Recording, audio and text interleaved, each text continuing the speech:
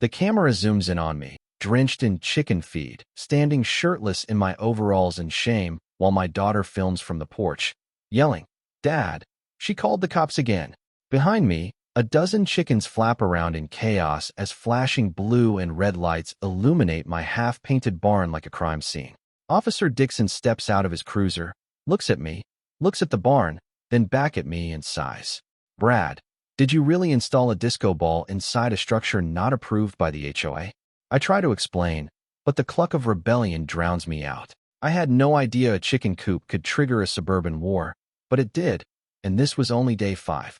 It all started because I wanted something simple, a quiet life, country air, maybe raise some chickens, grow a few tomatoes, and finally build a space for my woodworking hobby after a decade of surviving traffic jams, tiny apartments, and nosy landlords in the city. I found a cozy property nestled in a semi-rural neighborhood, a little slice of heaven, or so I thought. The house had charm, the land had potential, and the barn, the barn was a rustic red beauty with a sagging roof, but it had character. I saw opportunity. Unfortunately, so did Karen.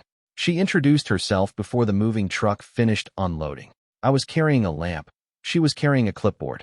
She wore a smile that didn't quite reach her eyes and a cardigan so tightly pressed it looked ironed onto her soul. "Welcome," she said with the enthusiasm of someone handing out parking tickets at a birthday party. "I'm Marjorie, but everyone calls me Karen." She meant that unironically. Before I could thank her, she pointed at the barn. "Just a heads up," she said, "your barn doesn't comply with our HOA's visual consistency guidelines. We strive for suburban cohesion, and that structure? It's giving me abandoned farm vibes." She handed me a violation notice printed on lavender paper. My daughter, Jenna, muttered under her breath, "She's giving me villain origin story vibes." I laughed. Karen did not. At first, I thought it was a joke, an HOA rule about barns in a neighborhood surrounded by actual fields. But nope, Karen handed me the HOA handbook, which was thicker than the Old Testament and about as cheerful. I skimmed through it that night. Among gems like no lawn ornaments taller than 18 inches and garage doors must be neutral tones, approved annually, was a clause titled Agricultural Structures and Outbuildings. It was clearly added recently, different font, margin off. It basically outlawed barns unless they were decorative. I didn't move here to hang a barn-shaped decoration on my lawn like it was Christmas. So, the next morning, I painted the barn a fresh coat of bold red and started setting up a small coop for chickens. I even named the first 2 hens Bonnie and Cluck. Jenna helped while humming the Mission Impossible theme and narrating like a spy film. Agent Dad attempts unauthorized poultry deployment under HOA surveillance. We laughed about it over grilled cheese. I was still under the illusion that life here could be fun. On day 3, Karen returned with backup, 2 other HOA board members who looked like they'd stepped out of a 1950s magazine ad for conformity. They took pictures of the barn from every angle while pretending to chat about weather. One of them tripped on a rogue rake and blamed the barn's negative aura. Karen handed me a formal letter stating I had 30 days to remove the barn, dismantle the chicken coop, and return the area to a grassed, HOA-approved recreational zone. It sounded like they wanted me to terraform my yard back to boredom. I calmly explained that the barn had been part of the property for decades. I even had a faded picture from the 1970s showing a horse peeking out of it. Karen said history isn't an excuse for rule breaking. She then accused my chickens of being emotional support animals without documentation. I stared at her, waiting for the punchline. There was none. On day 4, Jenna made her first TikTok. She filmed me putting up solar string lights on the barn and captioned it, "Dad's Midlife Crisis versus the HOA Karen." She added dramatic music and cut to Karen peeking through her blinds like she was auditioning for Desperate Housewives, the surveillance edition. The video blew up overnight. I had no idea. Jenna just grinned whenever I asked why kids at the gas station were calling me Bondad. By day 5, I had installed a disco ball inside the barn, not out of rebellion, but because I found it in a thrift store and thought it was funny. I was sanding some boards for a workbench when I noticed a strange van parked across the street. A man in a bright yellow vest was taking notes while pretending to be on the phone. Karen was talking to him, gesturing wildly at the barn. Minutes later, sirens. And that's where we come back to me, covered in feed, standing in front of a blinking barn while chickens scatter like extras in a heist movie. Sheriff Dixon steps out, eyes the barn, then Karen, then the coop. "Brad," he says, We've received a complaint of unauthorized construction, illegal livestock. Is that music? The disco ball inside the barn rotates slowly. Karen screams, "This is a residential neighborhood, not Studio 54. I try to speak, but the sheriff raises a hand. You got permits? I hand him the county documents. He looks at them, nods. Then he looks at Karen and says, "These are legal." She gasps like someone just insulted her dog's haircut. But the HOA doesn't allow barns. Dixon shrugs. HOA isn't the law, Marjorie. You know that. She stomps off, muttering something about bylaws and goats. As the cops drive away, Jenna strolls over, still recording. "Dad," she says, "we're on day 5. If this is how it starts, I can't wait to see how it ends." I glance at the barn, now softly glowing from the inside like some kind of rural nightclub. I whisper to myself, "Neither can I." And just like that, the countdown began. 25 days to go, and I had no idea what Karen had planned next. But I was ready. Day 6 arrived with a rooster's crow and the haunting sound of Karen's heels clacking on the sidewalk like a judgmental metronome. I peeked through my kitchen blinds just in time to see her measuring my lawn with what looked like a laser leveler and a suspiciously shiny clipboard. Jenna, already munching on cereal, didn't even look up. "She's scanning the perimeter," she said.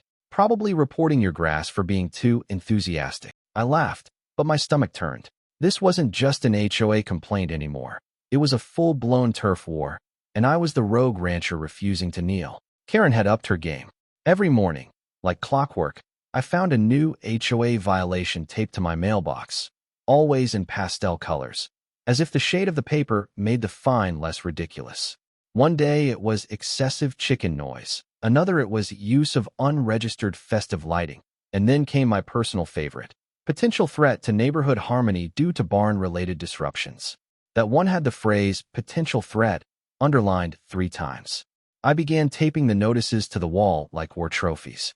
Jenna called it the Wall of Karen.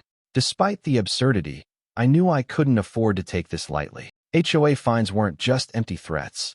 They were financial leeches. So, I launched Operation Barn Preservation. I painted the trim of the barn a crisp white to enhance aesthetic integration, installed motion sensor lights to promote community safety, and built a small wooden sign reading, "Brad's Happy Hen House, EST 2025. It was charming. It was wholesome. It made Karen's face twitch every time she walked by. Jenna, meanwhile, was gaining internet fame faster than a cat in a box. Her TikTok series had exploded. Each episode had titles like "Cluck Around and Find Out" and "The Egg Wars." HOA Strikes Back. She edited clips of me fixing the barn with dramatic music, cutaways to Karen peeking out her window, and meme captions that turned our lives into a viral suburban saga. I was blissfully unaware of just how big it had gotten until the mailman asked for a selfie and called me the barn guy. I should have been concerned. I was flattered instead. Around day 8, Karen escalated. She returned with someone who looked like he had never smiled in his life. He wore a vest that said HOA Compliance Specialist and introduced himself as Troy, though he insisted I refer to him as Inspector Troy. He walked around the barn making disapproving grunts and scribbled aggressively on his clipboard. When I asked what he was noting, he simply muttered, "Everything." Jenna filmed the whole thing while adding a soundtrack that made it feel like a nature documentary about a rare and deeply unpleasant species. The next morning, I received a formal citation stating my barn violated Section 14, structures resembling agricultural relics. That was not a joke. Apparently, anything resembling a traditional barn, even if pre-existing, required approval by a committee I didn't even know existed. I took my county permit down to the HOA office. It was a converted garage with laminate flooring and the smell of aggressive lemon cleaner. Karen was waiting inside like a trapdoor spider. I handed her the paperwork. She glanced at it for 2 seconds and slid it back to me with a smile that could curdle milk. "We don't recognize county permits, Brad," she said sweetly. "We're a private community. We operate on our own standards." I stared at her, speechless. "Isn't that illegal?" I asked. "No," she said. "It's personalized governance." I walked out before I lost my grip on reality and possibly my citizenship. That night, Jenna showed me the comments under her latest TikTok. People were invested, deeply. There were theories, parody songs, even someone offering to paint a mural of the barn. My personal favorite was a guy who offered to send a trained rooster to guard the property. I declined, but the support made something inside me click. This wasn't just about a barn anymore. It was about standing up to the kind of people who think control is a right, not a responsibility. Karen wasn't backing down either. By day 10, she had sent out an emergency newsletter to the entire neighborhood. It warned of rapid rural encroachment and labeled me as a non-conforming homeowner exhibiting signs of agricultural defiance. She even included a picture of me holding a chicken with the caption, "Is this our future?" One of my neighbors, a guy named Rick who hadn't spoken to me once, gave me a thumbs up the next morning and said, "Don't let her pluck your feathers, man." Progress. Then came the unthinkable.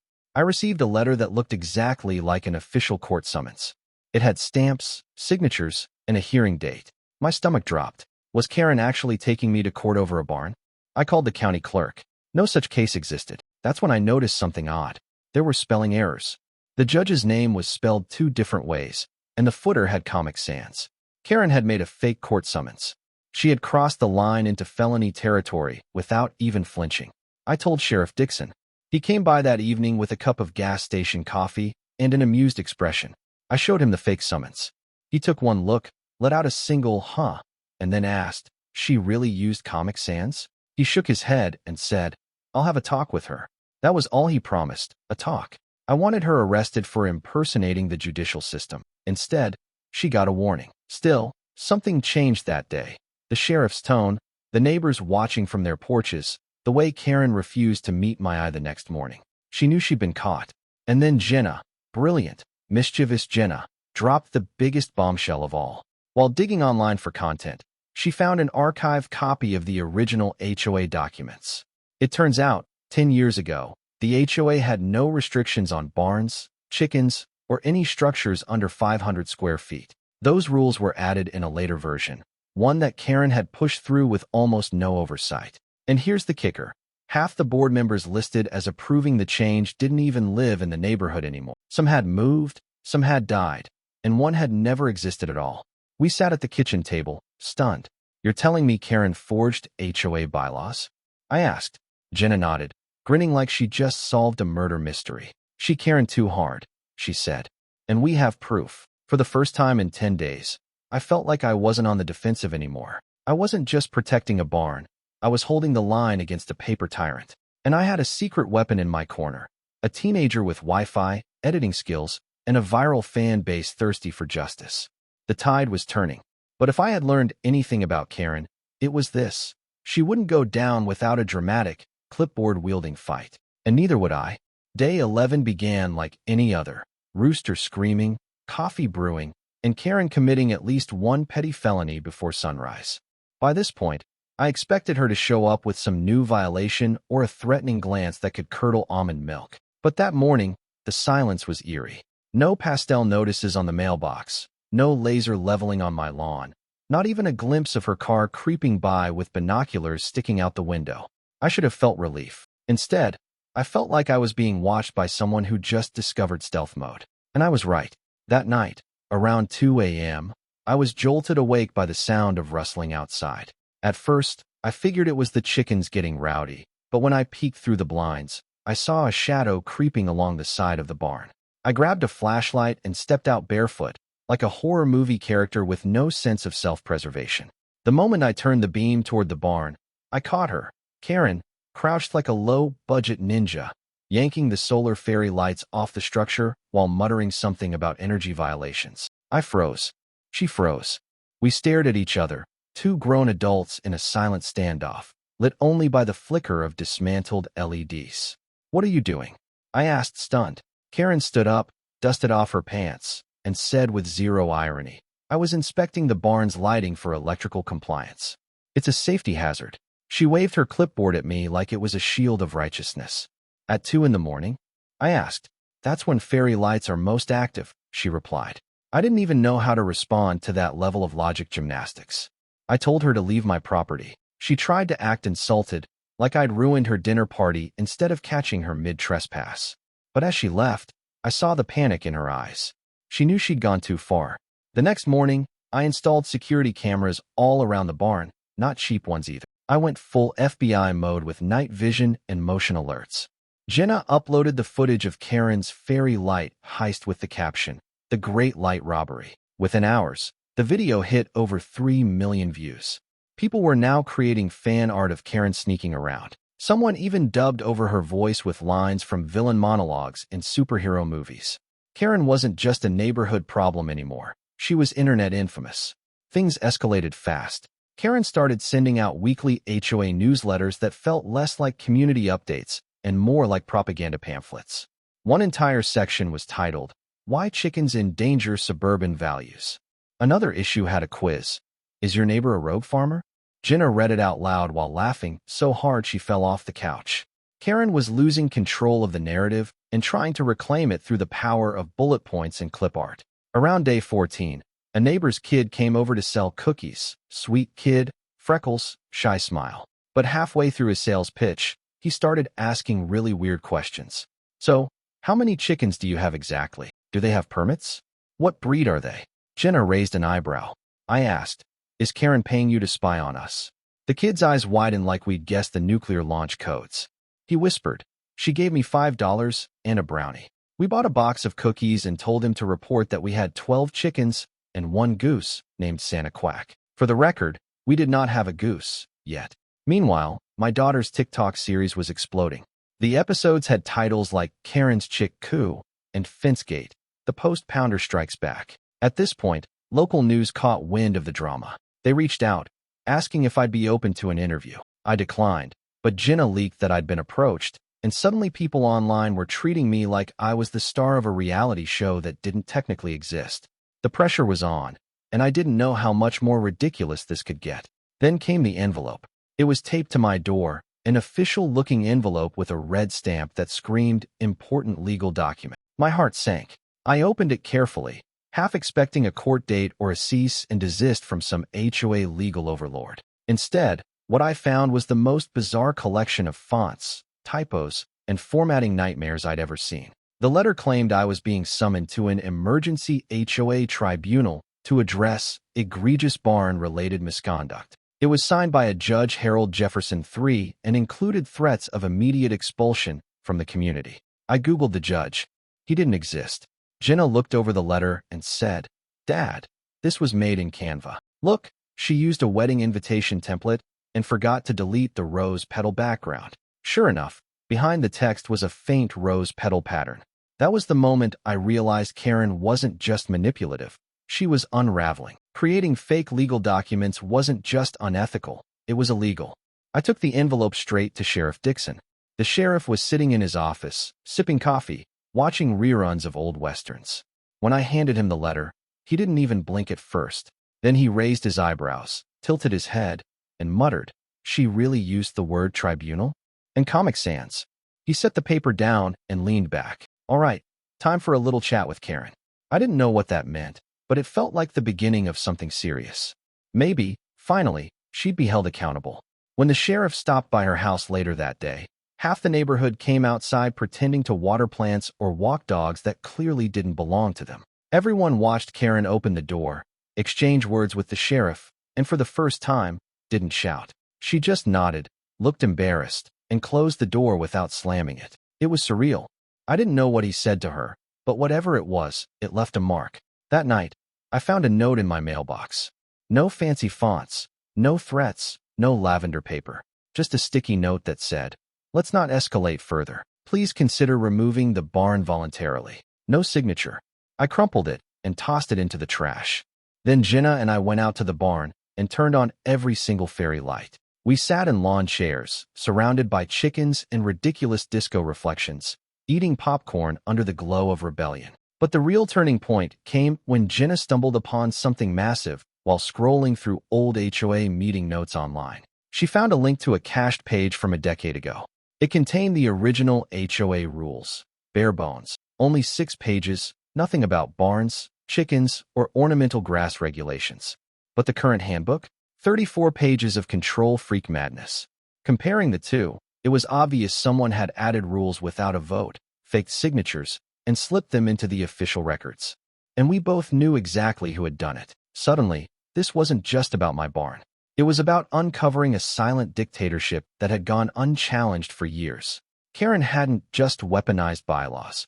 She had rewritten them to suit her own vendetta against anything that didn't fit her idea of perfect. And now we had the proof. Jenna grinned. Time to go nuclear, Dad. I nodded, my heart pounding. This wasn't a chicken fight anymore. It was the beginning of a revolution. By day 16, my property had become more than just a battlefield.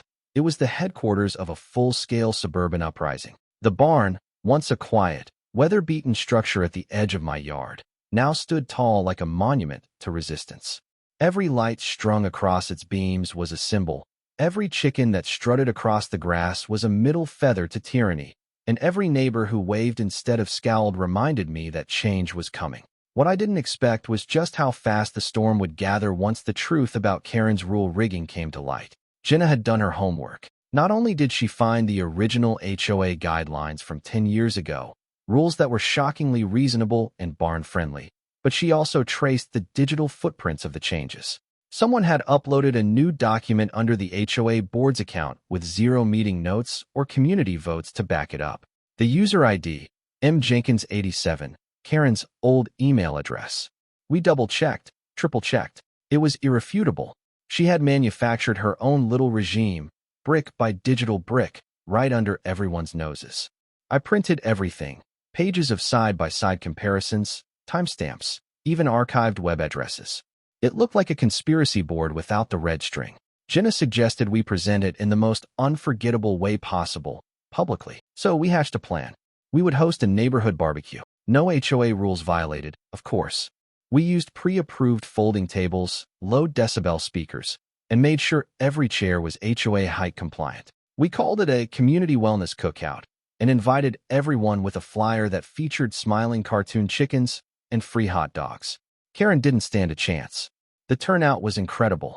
It seemed the entire neighborhood had been quietly waiting for an excuse to gather without fear of clipboard judgment. Rick brought cornhole boards. Mr. and Mrs. Dotson rolled in with a portable grill the size of a golf cart.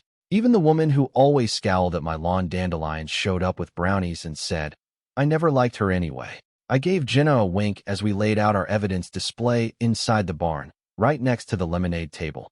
A string of fairy lights guided guests through a timeline of HOA tyranny. At the end was the smoking gun, Karen's forged documents, framed like the final exhibit in a crime museum.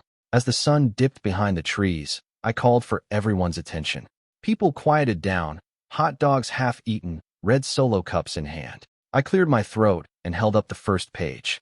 You all know me, I began.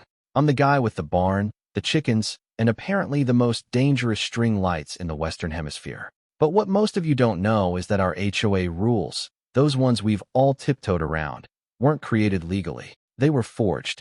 There was a collective murmur. Eyebrows rose, heads turned. I continued, flipping through the documents, explaining the discrepancies, the user ID, the lack of board votes. For 10 years, we've been living under fake laws. And the person behind it? Our beloved HOA president. I didn't need to say her name. Everyone turned as Karen emerged from behind a hedge, face pale, lips pursed like she'd swallowed a lemon dipped in guilt. She stepped forward, her voice shaky but defensive. This is outrageous. You don't know what you're talking about. Those rules were updated legally, through emergency provisions. Emergency provisions don't allow forged signatures, I replied calmly. I pointed to one page. This board member, Linda Palama, she moved to Florida in 2013. She couldn't have approved a bylaw change in 2017. Karen's eyes flicked around. She tried to speak, but Sheriff Dixon, who had shown up in plain clothes with a plate of ribs, stepped forward. Karen, we've had a chat about your fake court summons. I looked into the rest. We've got a real mess here. Karen's voice cracked. It was just to maintain order. You people don't understand what this place would become without structure. The lawn gnomes would come back. There were boats in driveways. Someone in the crowd shouted, Boats are legal, Marjorie. Laughter erupted, but underneath it was something sharper, anger. Years of silent frustration were bubbling up, and Karen knew it. Then came the real surprise. Mr. Lai, my quiet neighbor with the weathered hat and the slow walk, stepped up onto the little platform we made out of 2 pallets and a cooler. He hadn't said a word all evening, but now he held up his own piece of paper. I used to be HOA president, he said. Everyone turned. About 11 years ago, I stepped down when my wife got sick. Karen volunteered to take over temporarily while we sorted things out. Next thing I knew, I was removed from the board without a vote, and she said I'd resigned. The crowd gasped. Mr. Lai nodded slowly. I didn't fight it. I didn't have the energy. But I kept records, emails, meeting notes, even the minutes from the meeting where we were supposed to elect a new president. That meeting never happened. He handed the folder to Sheriff Dixon. Karen looked like she was about to faint or explode. Dixon put his plate down. All right, that's enough. Karen, we're going to need you to come with me. You're being investigated for document forgery, impersonation of legal authority, and whatever else we dig up. Karen opened her mouth, but no sound came out. She simply stared, trembling, as the sheriff gently escorted her toward his cruiser. The fairy lights on the barn flickered like the final credits of a long, dramatic film. As she was led away, someone started clapping, then another, and suddenly the whole crowd was applauding, not for her arrest, but for the end of a reign nobody had realized they were living under.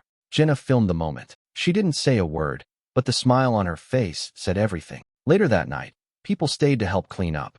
Neighbors who had never spoken before were laughing, sharing stories, complimenting the barn. Rick came up to me, handed me a beer, and said, "Never thought I'd see the day when a chicken coop brought a community together." I laughed. Neither did I. We left the fairy lights on all night. The barn, now cleared of violations, stood proud and peaceful.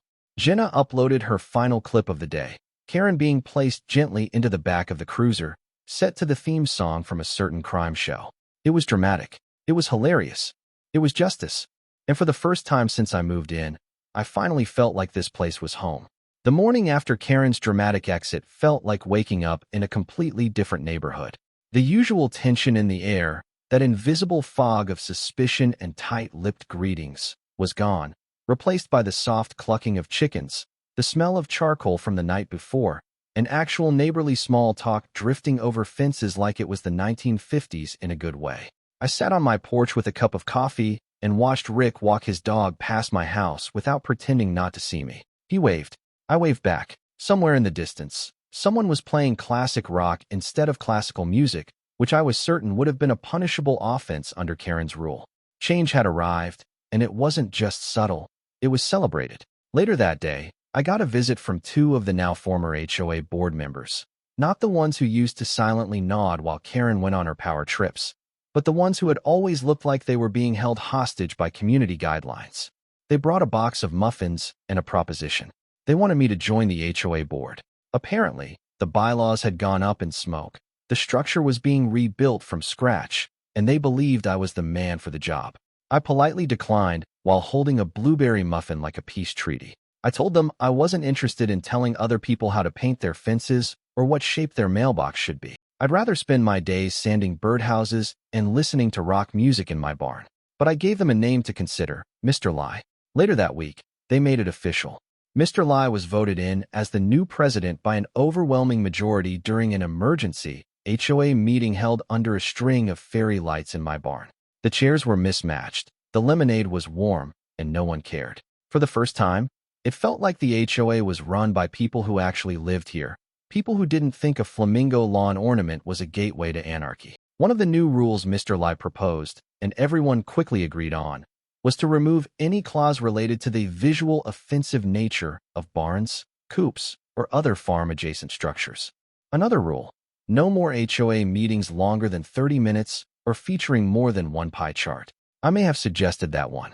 Meanwhile, Jenna's TikTok series didn't just go viral, it went nuclear. Her account, which had started as a joke chronicling her dad's misadventures in chicken law, now had millions of followers. She was getting sponsorship offers, collaboration requests, and even a DM from a major content house asking if she wanted to do a spin-off. She kept it grounded, though, still filming our chickens every morning, still uploading goofy edits of me struggling with a power drill, and still ending each video with that now iconic shot of Karen being escorted to the cruiser while Bonnie the chicken strutted by in slow motion. She called it poetic timing. I called it the weirdest blessing in disguise I'd ever seen. Then came the call I didn't expect. A reality TV producer reached out after binge-watching Jenna's videos and said he wanted to discuss turning the whole saga into a show, something like HOA-geddon or Barn Wars, Suburbia Unleashed. At first, I thought it was a prank, but then he sent an actual proposal with bullet points and a budget and everything. I laughed so hard I dropped my sandwich. A show about me? I was just a guy who wanted some chickens and peace and accidentally found himself leading a rebellion. I told the producer I'd think about it, not because I wanted fame, but because part of me was curious what it would be like to see a reenactment of Karen duct taping herself to my fence in protest, played by an actress in a wig and orthopedic heels. With Karen gone and the rules rewritten, life settled into a comfortable rhythm. The chickens were happy. The barn glowed with warm lights each night, now a communal space where neighbors gathered for trivia nights, movie screenings, and the occasional late-night pancake cook-off. The kids in the neighborhood loved visiting, especially when Jenna started giving unofficial tours that ended with, "And this is where Dad caught Karen trying to sabotage our fairy lights like a reverse Santa Claus." What surprised me most wasn't the calm after the storm. It was how close the community became once the fear was gone. People began helping each other with yard work, sharing tools, and actually talking without worrying if their grass was too long or if their wind chimes were too expressive. A few even started building their own small coops or sheds, cautiously at first, until they realized no one was going to report them for existing. As for Karen, last I heard, she was dealing with a lengthy list of charges: document forgery, trespassing, impersonating legal authority. Jenna found an article online about her stepping down from another HOA board in a nearby town years ago under mysterious circumstances. No one was surprised, but I didn't feel triumphant about her downfall. I felt relieved, like a weight I didn't know I'd been carrying had finally dropped from my shoulders.